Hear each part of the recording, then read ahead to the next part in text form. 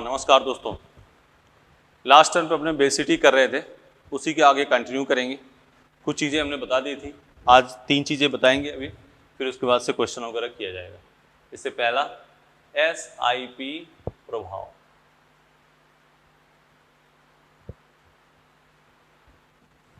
Steric inhibition of protonation. Hindi में लिखना, त्रिविम प्रतिबंधित प्रोटोनीकरण। त्रिविम प्रतिबंधित प्रोटोनीकरण, ठीक है। चलो, त्रिविम प्रतिबंधित प्रोटोनीकरण, यह है एनिलीन।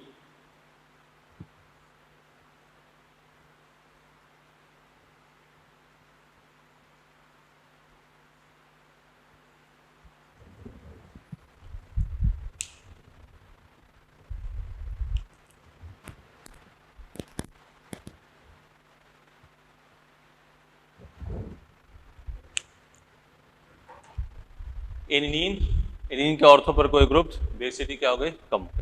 ध्यान सुनो, ये है एनिलीन। ये बात किसके कंपेयर में हो रही है? एनिलीन के। किसके कंपेयर में हो रही है? ध्यान सुन लो, एनिलीन के कंपेयर में हो रही है। एनिलीन है, ये एनिलीन के ऑर्थो पर कोई ग्रुप है, H+ डाला गया, इसके कारण त्रिविम बाधा उत्पन्न होती है। क्या होती है? त्रिविम बाधा, जिससे यह H+ आसानी से एक्सेप्ट नहीं कर पाएगा, जिससे बेसिटी क्या हो जाएगी, डिक्रीज। लिखो इसको, जब एनिलीन के ऑर्थो पर ग्रुप, कुछ एक्सेप्शन है लेकिन पीएमटी काम इतने से चल जाएगा, ग्रुप एल्किल ग्रुप, जब एनिलीन के ऑर्थो पर एल्किल ग्रुप, कुछ और भी ग्रुप होते हैं, CCl3 भी है, Cl भी, वो भी चलता है। जब एनिलीन के ऑर्थो पर ग्रुप जुड़े होते हैं, जब एनिलीन के ऑर्थो पर ग्रुप जुड़े होते हैं, तो ग्रुप जुड़े होते हैं तो त्रिविम बाधा के कारण वह H+ आसानी से ग्रहण नहीं कर पाते। तो त्रिविम बाधा के कारण वह H+ आसानी से ग्रहण नहीं कर पाते हैं, जिससे बेसिटी कम हो जाती है, क्षारीयता कम हो जाती है। ब्रैकेट में लिख देना, एनिलीन की तुलना में इसे ही SIP प्रभाव कहते हैं। इसे ही SIP प्रभाव कहते हैं। ठीक है बेटा, ध्यान से एक बार दोबारा सुनो। ये है एनिलीन, ये एनिलीन के ऑर्थो पर ग्रुप लगा है। ऑर्थो पर ग्रुप लगा होने के कारण जब इस पर H+ डालोगे, तो ये आसानी से H+ ग्रहण नहीं करेगा, जिससे इसकी क्षारीयता कम हो जाएगी। किसके कंपेयर में बात हो रही है? एनिलीन के। इसे ही क्या कहते हैं? एनिलीन SIP प्रभाव। ठीक, इधर आ जाओ। जैसे एग्जांपल, और जितना बड़ा ग्रुप लेंगे क्षारीयता उतनी ही कम। जैसे NH2 है, दोनों तरफ लगा दो और कम हो जाएगा। ये है, ठीक है ना, और ये कर दिया, दोनों तरफ लगा दिया और कम हो गया, ठीक है ना, क्योंकि त्रिविम बाधा और अधिक हो गई तो ये H+ आसानी से ग्रहण नहीं कर पाएगा, H+ आसानी से ग्रहण नहीं कर पाएगा। बोलो, H+ आसानी से ग्रहण नहीं कर पाएगा। लिख लिया? इधर आ जाओ।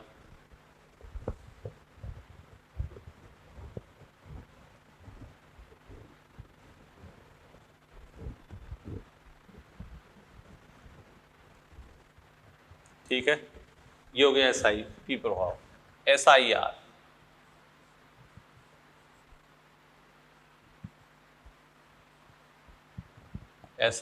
Effect in aniline. SIR effect in aniline, ठीक है। एनिलीन में, हाँ हिंदी में लिख लो, त्रिविम प्रतिबंधित अनुनाद। एनिलीन में इंग्लिश पे लिख दें steric inhibition of resonance. Steric inhibition of resonance. Aniline में, हाँ ऐसे लिखना पूरा, एनिलीन में त्रिविम प्रतिबंधित अनुनाद। एनिलीन में त्रिविम प्रतिबंधित अनुनाद। देखो इधर, ये है एनिलीन,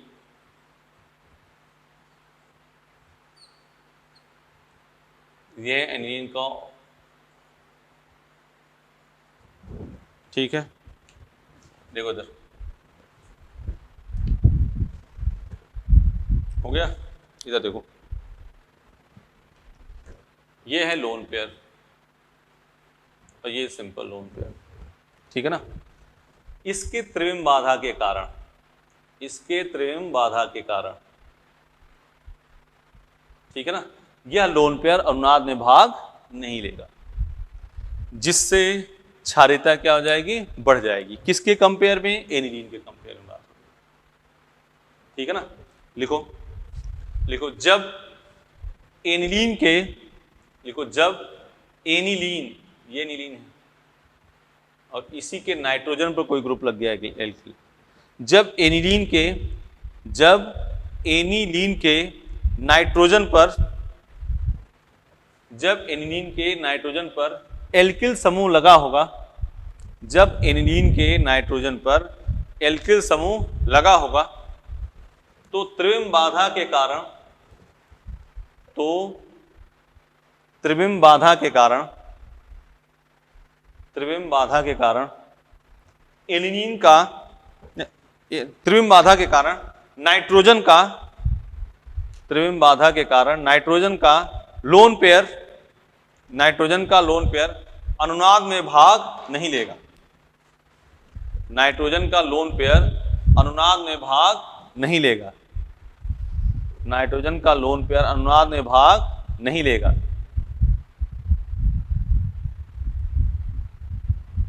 जिससे क्षारीयता बढ़ जाती है, जिससे क्षारीयता बढ़ जाती है। ब्रैकेट में लिख देना, ब्रैकेट में लिख दो, एनिलीन की तुलना में, ब्रैकेट में एनिलीन की तुलना में, इसे ही SIR प्रभाव कहते हैं। ध्यान सुनो, एनिलीन है, एनिलीन के नाइट्रोजन में कोई ग्रुप लगा है तो वो लोन पेयर अनुनाद में भाग नहीं लेगा। जब भाग नहीं लेगा तो क्षारीयता क्या हो जाएगी, बढ़ जाएगी। इसे ही एनिलीन का SIR प्रभाव कहते हैं, ठीक है। अब बात सुन लो एक बार, मेन बात, एनिलीन SIP प्रभाव और SIR प्रभाव। एनिलीन के नाइट्रोजन पर, ये एनिलीन की तुलना में ही है, जब एनिलीन के नाइट्रोजन कोई ग्रुप लगा होगा तो क्षारीयता बढ़ेगी। जितना अधिक लगा होगा क्षारीयता उतना ही, जितना बड़ा लगा होगा क्षारीयता उतनी अधिक। और एनिलीन के ऑर्थो पर कोई ग्रुप लगा होगा क्षारीयता कम। जितना अधिक लगा होगा, बड़ा लगा होगा ग्रुप, क्षारीयता उतनी ही कम। तो फाइनल लिख दे रहे हैं, ये समझ गए SIR प्रभाव एनिलीन में। पहले क्वेश्चन लिख दें इसके,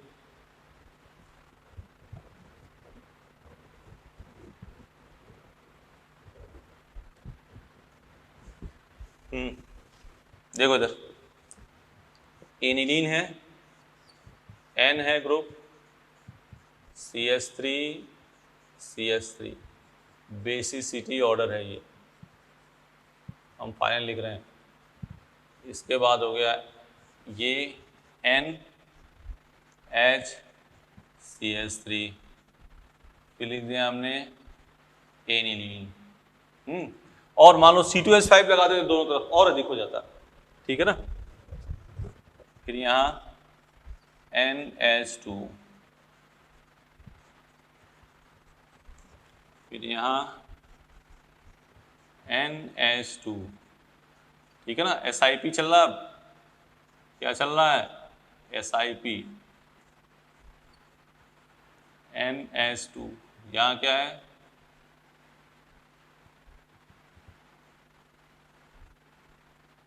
बोलो। तो ये तो सिंपल एनिलीन, इधर क्या लग रहा है SIR, और इधर क्या लग रहा है SIP। एनिलीन के नाइट्रोजन पे कोई ग्रुप लगा होगा तो क्षारीयता और बड़ा करना हो और बड़ा ग्रुप लगा दो, और अधिक करना हो तो और बड़ा ग्रुप लगा दो, NC2H5 C2H5, बेसिटी और अधिक, ठीक है ना। और जैसे जैसे ऑर्थो ग्रुप लगाओगे बेसिटी क्या हो जाएगी, कम हो जाएगी। ये तो आपका क्या है SIR और SIP। पॉज करके देख लो भाई, पॉज करो वीडियो को, एक बार को आराम से देख लो, ठीक है। इधर आ जाओ, मिटाएं इसको, इसको मिटा रहे हैं अब।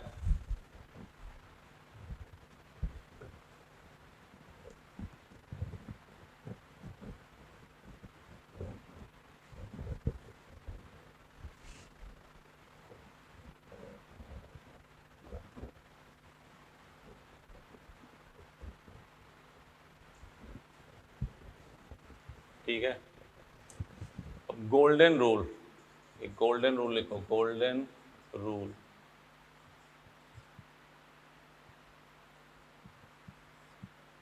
ऑफ बेसिसिटी, क्षारीयता का सुनहरा नियम, गोल्डन रूल। बेसिसिटी का गोल्डन रूल लिखने जा रहे हैं, इस पे बात करेंगे।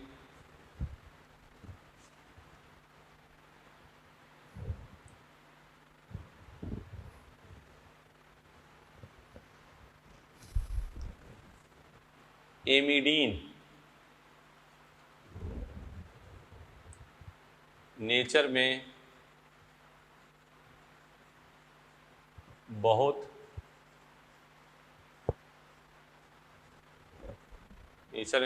अधिक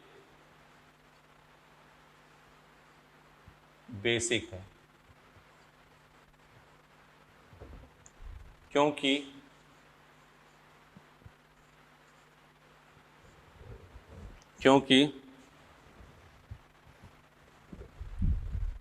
इसका संयुग्मी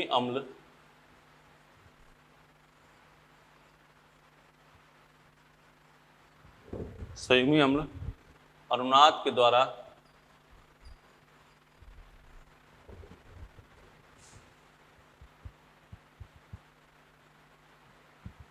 स्टेबल है, क्योंकि इसका संयुग्मी अम्ल अनुनाद के द्वारा स्थायी। क्या है देखो, RC double bond NH2, X है Y है, H प्लस डाला इसमें, तो RC double bond NH2 plus, और यहाँ क्या हो गया NH2, फिर इसमें क्या हो गया रेजोनेंस, ये X है ये Y, तो RC, ठीक है ना, NH2 double bond NH2 plus, देख लो ये तो है। इसमें क्या हो गया रेजोनेंस, इस वजह से X Y से अधिक बेसिक है, X की क्षारीयता Y से अधिक है। अब सुन लो इधर, ये तो सब कहानी लिख दी, एमीडीन, एमाइड नहीं यार, एमीडीन करना इसको, एमीडीन, एमाइड तो कम क्षारीय होता है। देखो पहले, फिर इस पे एग्जाम्पल से बात करेंगे क्योंकि बहुत मोस्ट इंपॉर्टेंट बात है। एमीडीन नेचर में बहुत अधिक बेसिक है, क्योंकि इसका संयुग्मी अम्ल अनुनाद के द्वारा स्थायी है।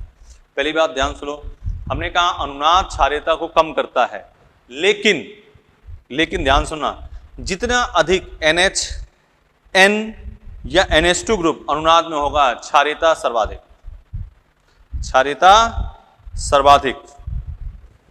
बोलो क्या कहा हमने, अनुनाद क्षारीयता कम करता है, लेकिन एमीडीन जैसे इसका ग्वानिडीन NCERT का मोस्ट फेमस एग्जाम्पल। तो हमसे ध्यान से बात एक सुन लो, ये तो अपने पोज करके लिख लो, X और Y ये डबल बॉन्ड है, ये H प्लस लेने के बाद रेजोनेंस से स्टेबलाइज हो रहा है, इसलिए X की क्षारीयता Y से अधिक। ये तो एक थ्योरी हो गई, तो ये तो पूरा लिख दिया हमने, ये x और y है, वही चीज है, रेजोनेंस में हो गया ना x और y। लेकिन अब बात सुनो इधर, जब भी NH2, NH और N रेजोनेंस में होगे क्षारीयता सर्वाधिक, और जितना अधिक रेजोनेंस में होगा क्षारीयता उतनी ही अधिक। कौन? NH2, NH और N। ठीक, क्वेश्चन पे आते हैं, इसको मिटा दें फिर क्वेश्चन लिखते हैं, फिर देखना।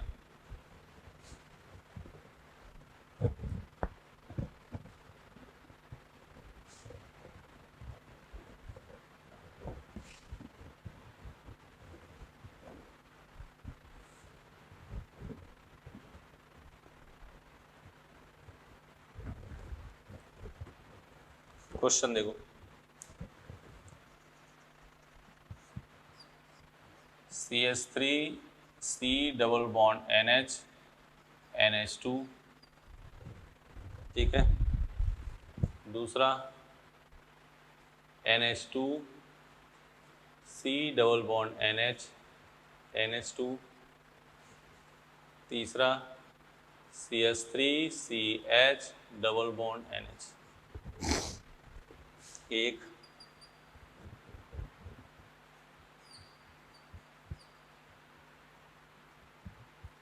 NH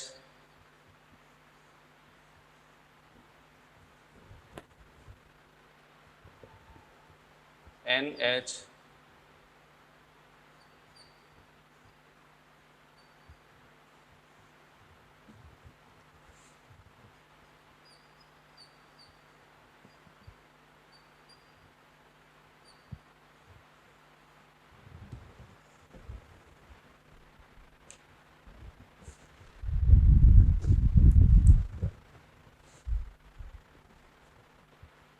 NH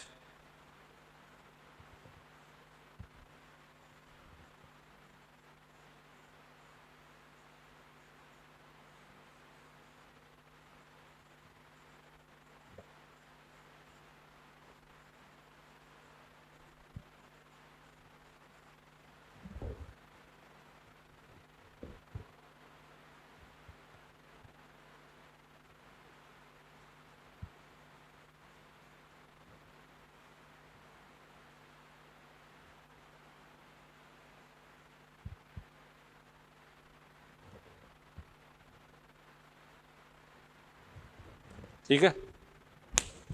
अब देखो इसमें सबसे अधिक क्षारीय, गोल्डन रूल की बात करें, सबसे अधिक क्षारीय कौन होगा? जितना अधिक NH2 NH या N जितना अधिक रेजोनेंस में होगा, बेसिटी क्या होगी? उतनी ही अधिक, बेसिटी उतनी ही अधिक। सबसे अधिक कौन सा होगा इसमें? सेकेंड। इसी का नाम तो क्या है? ग्वानिडीन। इसी का नाम क्या है? ग्वानिडीन। सेकेंड के बाद फर्स्ट, फिर थर्ड। ये देख रहे हो ना, इसमें देखो सबसे अधिक रेजोनेंस में कौन है? थर्ड, फिर सेकेंड, फिर फर्स्ट। इसमें आ जाओ, सबसे अधिक थर्ड, फिर बोलो सेकेंड, फिर फर्स्ट। इसमें और इसमें फर्स्ट ग्रेटर देन सेकेंड। बोलो, देख लो इसको ध्यान से।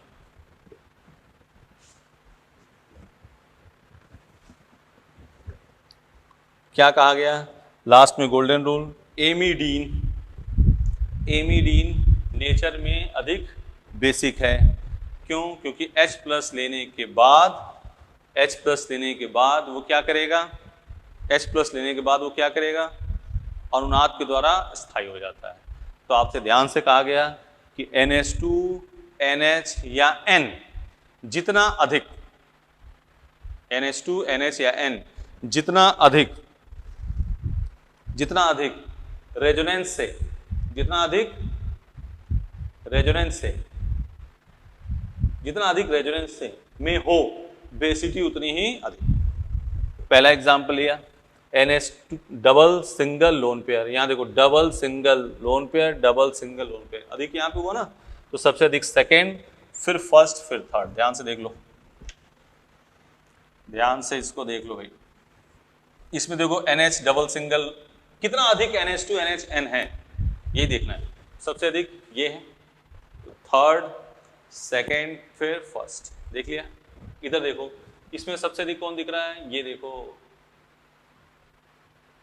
देख रहा ना, सबसे अधिक थर्ड, फिर डबल सिंगल सेकेंड, फिर फर्स्ट। इसमें फर्स्ट ग्रेटर देन सेकेंड।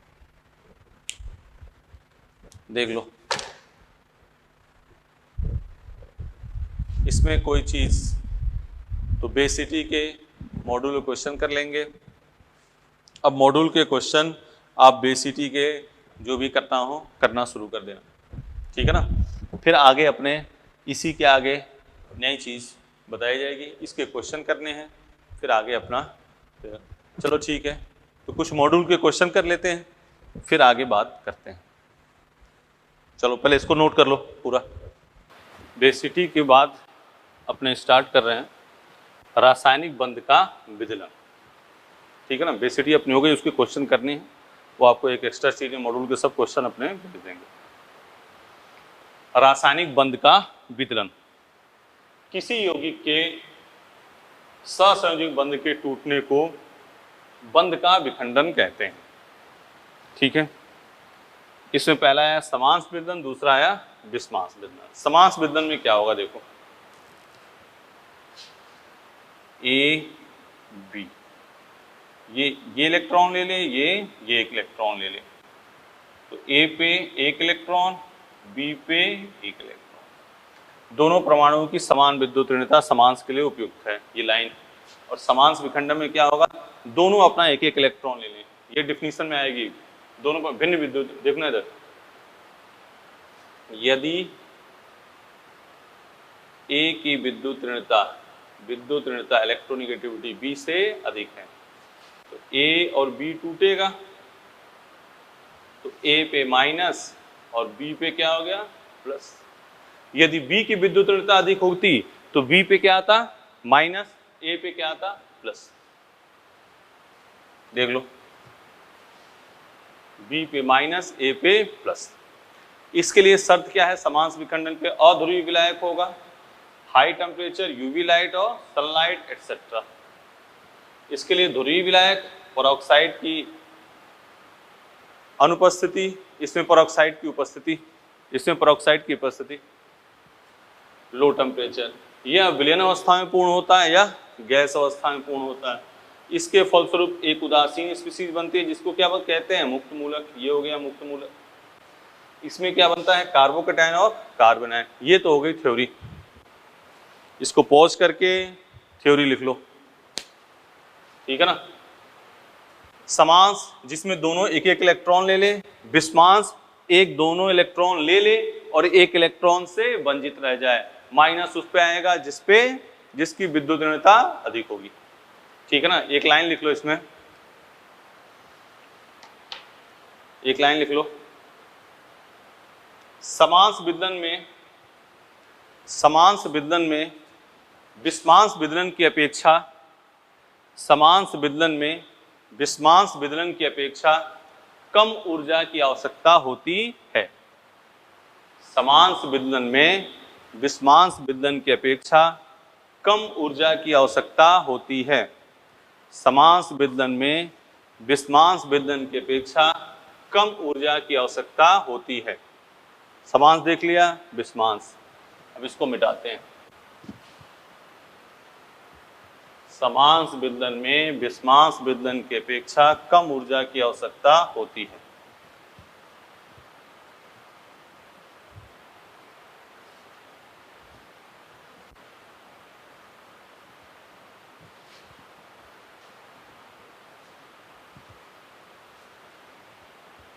ठीक है, तो समांस विदलन दोनों एक एक इलेक्ट्रॉन ले लेगा, विस्मांस विदलन में एक दोनों इलेक्ट्रॉन ले लेगा और एक इलेक्ट्रॉन से क्या रहेगा, वंचित रहेगा। ये बात तो है, बोलो। इसमें अपने और ये लाइन बोल दी, समांस विदलन में विस्मांस विदलन की अपेक्षा कम ऊर्जा की आवश्यकता होती है।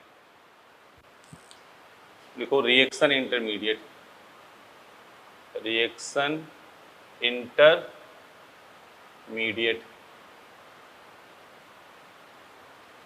अभिक्रिया मध्यवर्ती, पहला फ्री रेडिकल, दूसरा कार्बोकैटायन, तीसरा कार्बन आयन, चौथा कार्बीन, पांचवा नाइट्रीन और 6 नंबर बेंजाइन। ये तीनों तो हमें कंपलसरी इसी में पढ़ने हैं। कार्बन नाइट्रीन अपने आगे पढ़ेंगे, ठीक है ना। बेंजाइन हल्का फुल्का बता दिया जाएगा। ये तीन का अपने ज़्यादा बात करनी है, पहले इसको लिख लो, फिर एक एक की बात करेंगे अपने। इसको पहले लिख लो।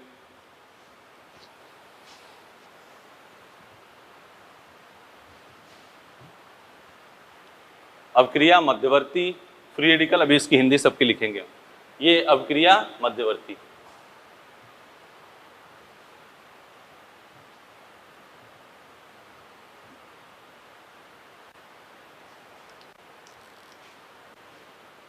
फ्री रेडिकल,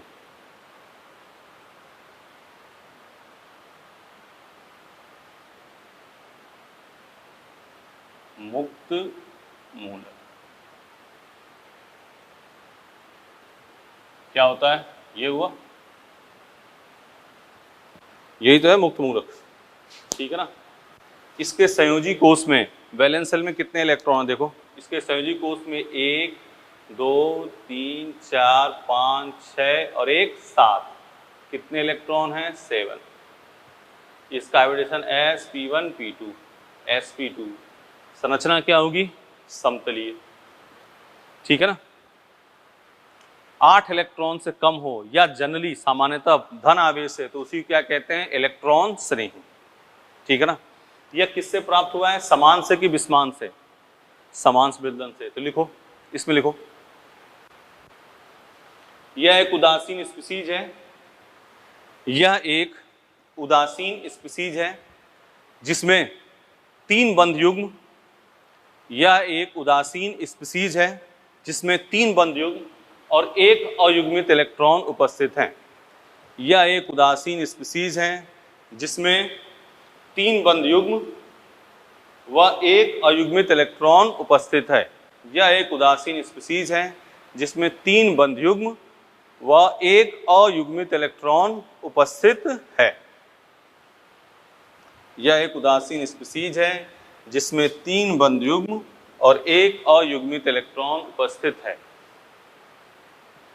हो गया, 3 बंध युग्म है और 1 क्या है? अयुग्मित इलेक्ट्रॉन उपस्थित है, ठीक। बोलो बेटा, अगला पॉइंट लिखो। इसके संयोजी कोष में 7 इलेक्ट्रॉन उपस्थित हैं। इसके संयोजी कोष में 7 इलेक्ट्रॉन उपस्थित हैं। यह इलेक्ट्रॉन न्यून स्पीसीज है। 7 इलेक्ट्रॉन होगा ना, 8 से कम होगा तो इलेक्ट्रॉन न्यून। यह इलेक्ट्रॉन न्यून स्पीसीज है, इसे इलेक्ट्रॉन स्नेही भी कहते हैं। यह इलेक्ट्रॉन न्यून स्पीसीज है, इसे इलेक्ट्रॉन स्नेही भी कहते हैं, ठीक है। बोलो, यह अनुचुंबकीय प्रवृत्ति का होता है।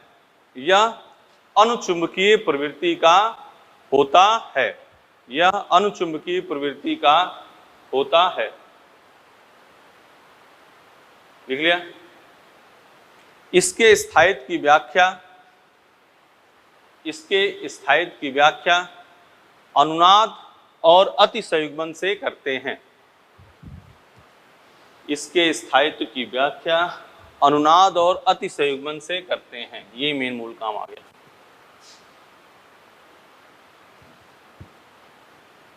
क्या क्या बात हुई देख लो दोबारा। यह है आपका मुक्त मूलक। संयोजी कोष में कितने? 1 2 3 4 5 6 7 इलेक्ट्रॉन। यह इलेक्ट्रॉन न्यून स्पीसीज है, इलेक्ट्रॉन स्नेही की तरह कार्य करता है। संकरण sp1p2 क्या है? sp2, ठीक है। संकरण क्या है इसका? sp2। या अनुचुंबकीय प्रवृत्ति का होता है, अनपेयर्ड इलेक्ट्रॉन है, क्या होगा? पैरामैग्नेटिक। अनपेयर्ड इलेक्ट्रॉन क्या होगा, पैरा, और पैरा होगा तो क्या, इसको हिंदी में कहते हैं अनुचुंबकी। ठीक है ना भाई, जोड़ा जब पेयर्ड होगा तो डायमैग्नेटिक, अनपेयर्ड होगा तो पैरामैग्नेटिक। ठीक है, और इसके स्टेबिलिटी की एक्सप्लेनेशन कैसे करेंगे, रेजोनेंस एंड हाइपर कॉन्जुगेशन।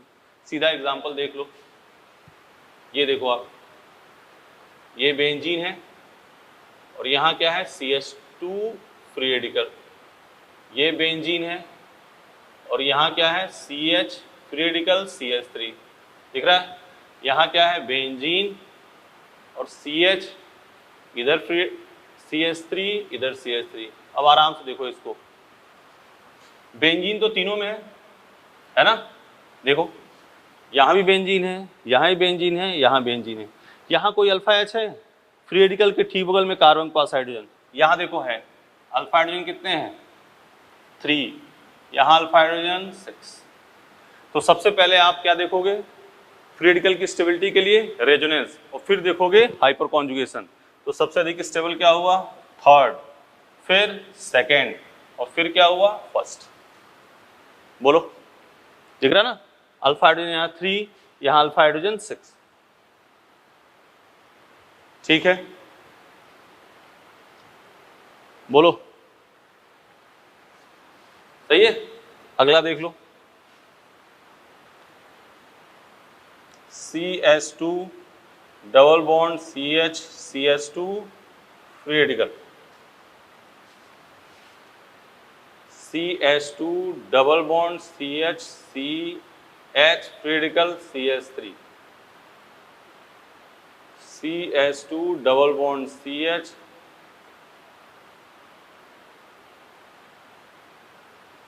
ये सबसे पहले आप क्या देखोगे, रेजोनेंस।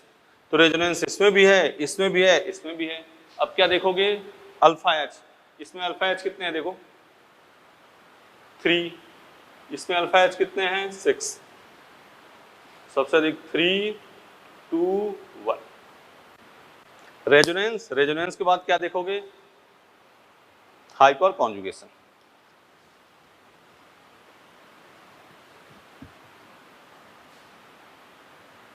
ठीक है ना, यहां एक छोटी सी बात देख लो, नोट करके लिख लो,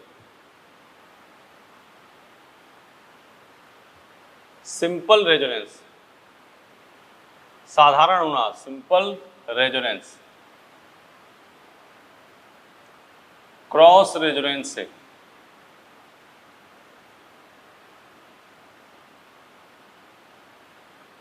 अधिक stable.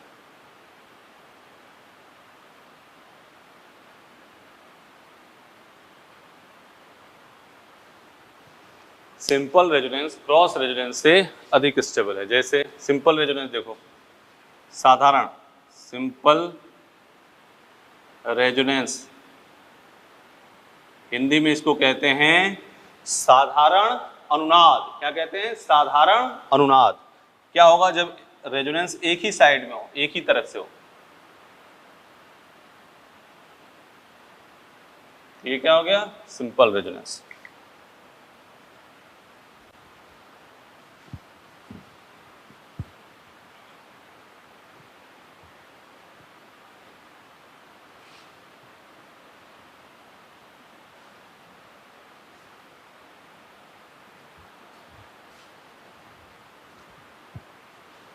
Cross resonance, CROSS, cross resonance,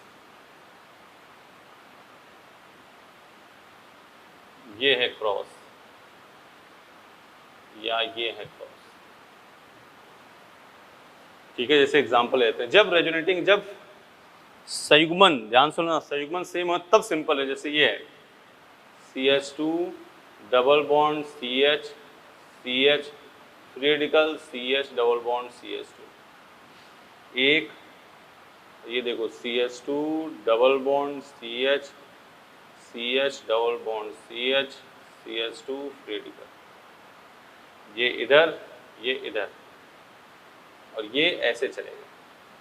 तो कौन सा सिंपल है रेजोनेंस, ऊपर वाला क्या है, क्रॉस रेजोनेंस CR, ये क्या है क्रॉस रेजोनेंस, और ये क्या है सिंपल रेजोनेंस।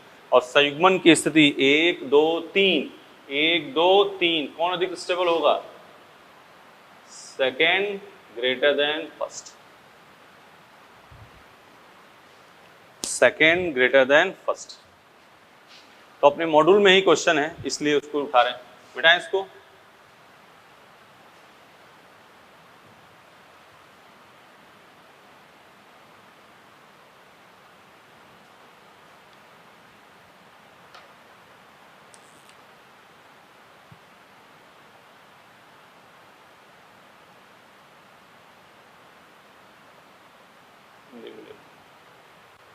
ठीक है,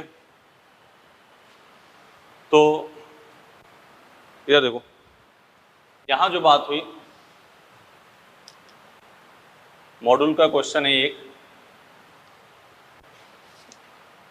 मॉड्यूल का क्वेश्चन है, सिंपल सा है क्वेश्चन। हाँ, ये देखना, ये है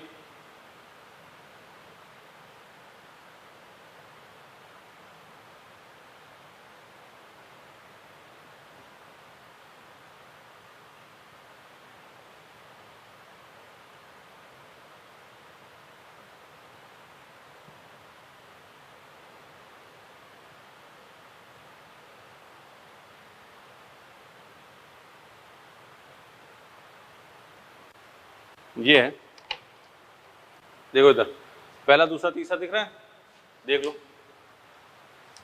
इसमें तो देखो क्या है, double single double single double single मुक्त मूलक, क्या है? Simple resonance, simple resonance. इसमें क्या है? Cross resonance. यहां देखो फ्री रेडिकल, नो रेजोनेंस, क्या है? No resonance. सबसे अधिक स्टेबल फर्स्ट, सेकेंड, थर्ड। ये मॉड्यूल का क्वेश्चन है।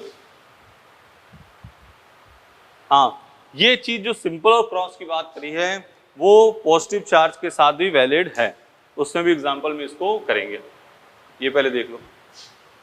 अब यहाँ 5-6 एग्जांपल इसके लिख देते हैं, आप इसके स्टेबिलिटी का ऑर्डर बता दो, बस फ्री रेडिकल का काम। इसमें थ्योरेटिकल बातें वो बोल चुके हैं, संयोजी कोष में इतने इलेक्ट्रॉन, हाइब्रिडेशन, जब हाइब्रिडेशन sp2 होगा तो संरचना क्या होगी? समतली। चलो इस क्वेश्चन को लिख लो।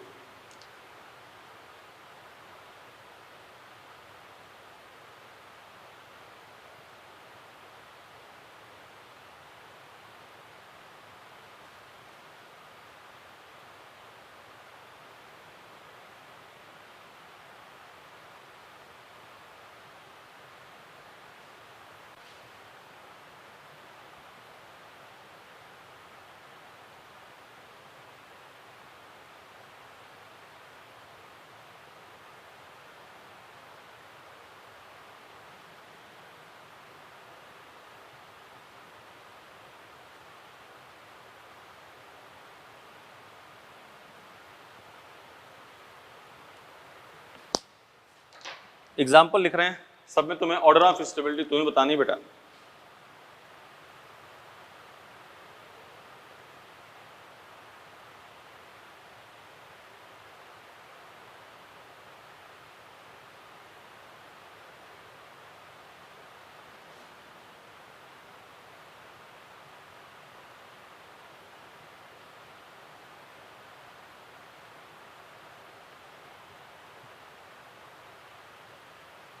इनके सबके करो, खुद ही करो।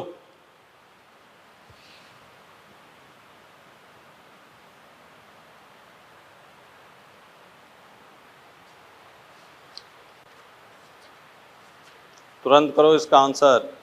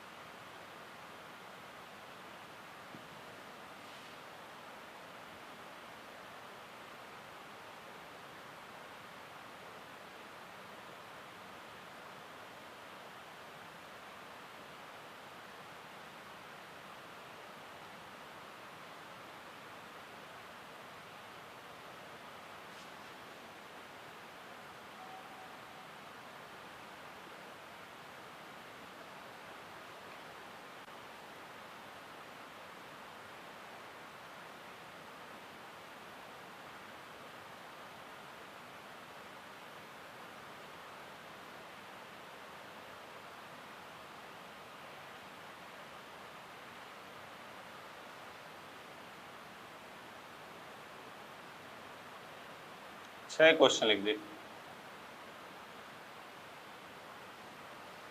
मुक्त मूलक के साइड पे 8-10 क्वेश्चन हो गए, इस पे बात कर रुक जाओ।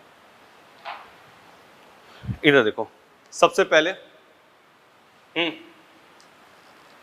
ये क्या है? Simple resonance. ये क्या है? Cross resonance. और ये रेजोनेंस है लेकिन इसमें संयुग्मन, इसमें नंबर ऑफ कॉन्जुगेशन देखो 1 2 3 है, इसमें 1 2 3 है, इसमें 2 ही है। क्या संयुग्मन की स्थिति कितनी है? इसमें 2, इसमें कितनी है? 3 इसमें कितनी है? 3। जब संयुग्मन की स्थिति समान हो तभी क्रॉस और सिंपल देखना बेटा। क्या देखोगे? जब संयुग्मन की स्थिति समान हो तो ही हमें क्या देखना है? क्रॉस और सिंपल। तो ये कैसा रेजोनेंस है? Simple resonance. ये कैसा है? क्रॉस। कौन अधिक स्टेबल होगा? ए, सबसे अधिक स्टेबल ए, फिर सी, और फिर क्या आ गया? बी। ए सी बी, ठीक है। इसमें सबसे अधिक ए, फिर बी, फिर सी।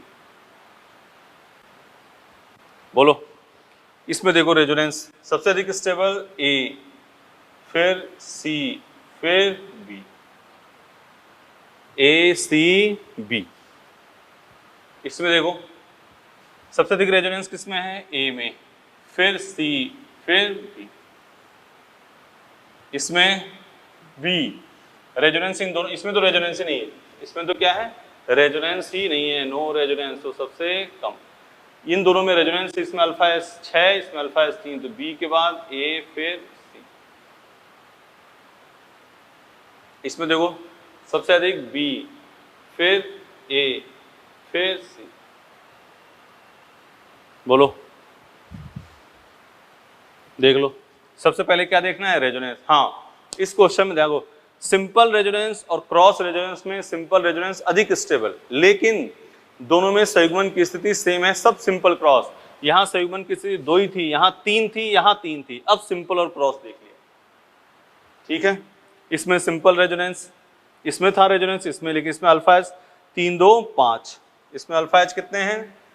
अल्फा एच 5, इसमें अल्फा एच 2, तो ए और बी में ए, और सी में क्या है? No resonance, no resonance. इसमें देखो सबसे अधिक ए सी बी, नोट कर लो।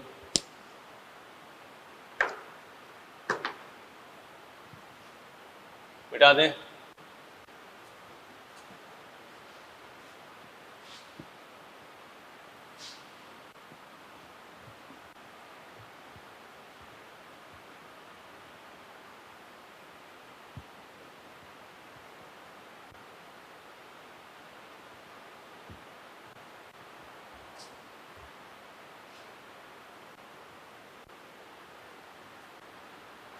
बोलो, ये कर लोगे?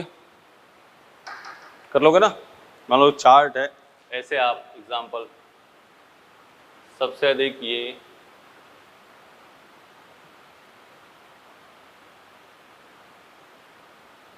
ठीक है ना, फिर ये,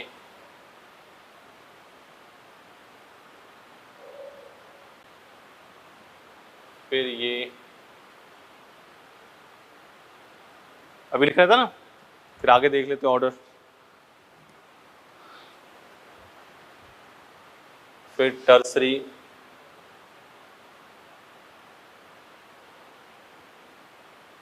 CH3 CH,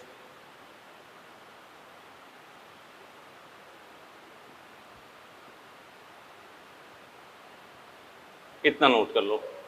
रेजोनेंस देख रहे हो, हमने रेजोनेंस देखा, फिर अल्फा एस देखते हुए चले गए, लास्ट में ये आपको याद रखना है, CH3 free radical, CH2 vinyl.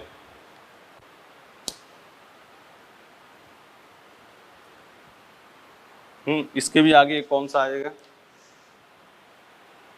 CH3 CH2 free radical. तो ये मॉड्यूल में है, इसको याद रख लेना। कर लोगे?